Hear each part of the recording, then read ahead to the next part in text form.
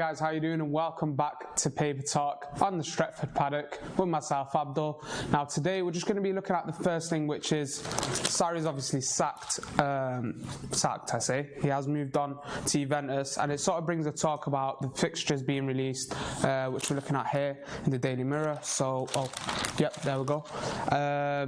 We've got Chelsea first game of the season, and then Wolves followed up by that. My thoughts on that is that you get a team that's unsettled, you know, their manager's gone, they've got a transfer ban, which we don't think is going to go. That could be a good start for us, a big team, a big side, but you do get a beating of them. I think that's always a good start to a Premier League game. The next bit of stuff is obviously we had a look at Daniel James yesterday on Paddock. There's more coming out about Gareth Bale. It's more United sort of turning their faces on that, not actually going for that. That's come from the Mirror. Of course, with Gareth Bale, I do think, you know, he's a bit past it in terms of where he plays on a pitch. I think his legs have gone. Unfortunately, the injuries have caught up with him, and I think the situation at Real Madrid doesn't help him. A loan move wouldn't have been awful, because if it doesn't go well, then I guess you could just sling him on the bench and he's gone. If it does, then, you know, and he's mint as good as he was at Spurs or whatever, then you're going to get goals out of him, you're going to get some experience, good performances. So yeah, that's really my thoughts on the Bale situation. I do understand why United have sort of not looked at that. I think Madrid are just trying to push him out the door. He's on big wages. It's a bit of a wild situation for them. It's a bit like the Alexis Sanchez one. Now we're just going to be looking at the main topic today we're looking at is Paul Pogba and Adrian Rabiot. It looks like Juventus, director of football, has headed to London to have talks with Manchester United, which has been reported on Sky Sports. I do think that they can reach an agreement if the right player is given to Manchester United. I think that's what Juventus are capable of. I don't think Juventus are going to spend the money. Over 100 million is what Man United are probably going to be asking for. There are reports of 150 million, which is give or take. Of course, United said to Real Madrid, so I guess that goes to Juventus as well, unless United are willing to go a little lower, considering they sold him to us. That might be a different situation. But I do think United should play hardball. I do think we shouldn't be taking anything under 150. The reason I feel like this could happen is because United are interested in Cancelo. Dybala we've been interested in as well, and I do think if they offer them the other way, the one that I can't see happening now is Dybala, who was waiting for Allegri's move, and as soon as Allegri's move happened, it looked like that he was the guy to stay now at Juventus. It looks like Cancelo might still be looking for a move, and Juventus might want to, you know, actually send him the other way. I mean, if you're swapping Cancelo for Pogba, they can replace Cancelo easily, compared to, you know, bringing in a goal scoring midfielder and then you've got Dybala ahead of him and Ronaldo. It does make sense for Juventus.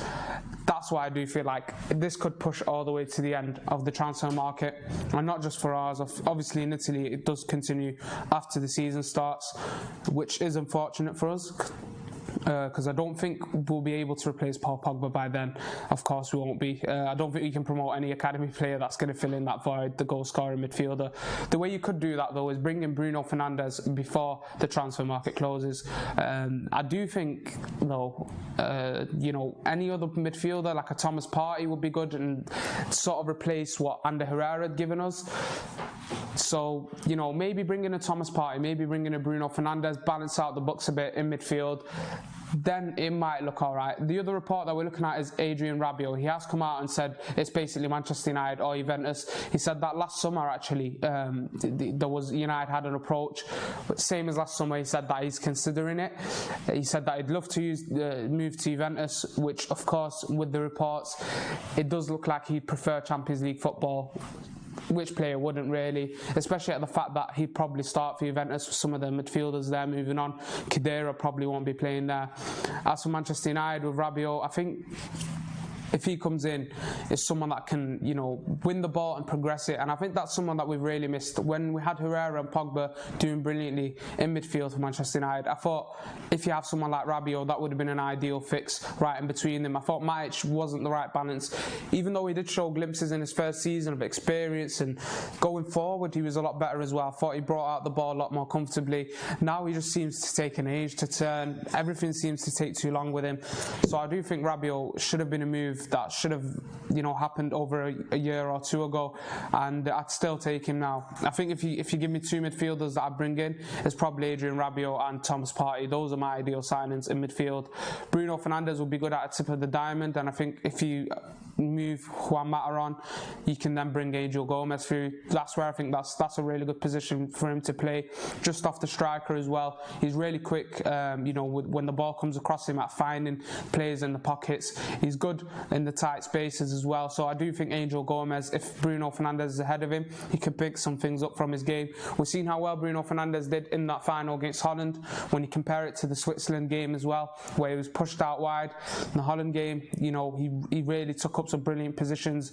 He had, I think, 5 shots and created 3 chances in the first half, which was impressive. It does show why Manchester United will be looking at him. If Paul Pogba leaves, that's maybe someone that can take his spot. If he doesn't, then you've got another goal-scoring midfielder who can push further up the pitch, who can challenge Jesse Lingard, or if we're looking to reshuffle the system, Daniel James might be the one starting out wide. If we're looking to go to more of a diamond, Bruno Fernandes fits in that. Or you can have Pogba and Bruno Fernandes sitting as 8s. Now, the other the review that we're looking at was...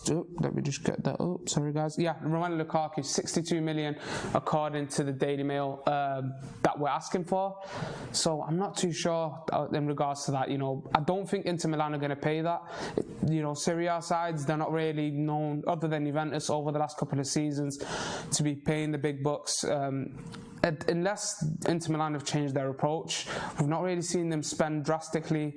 I know they've really given Conte there a big contract.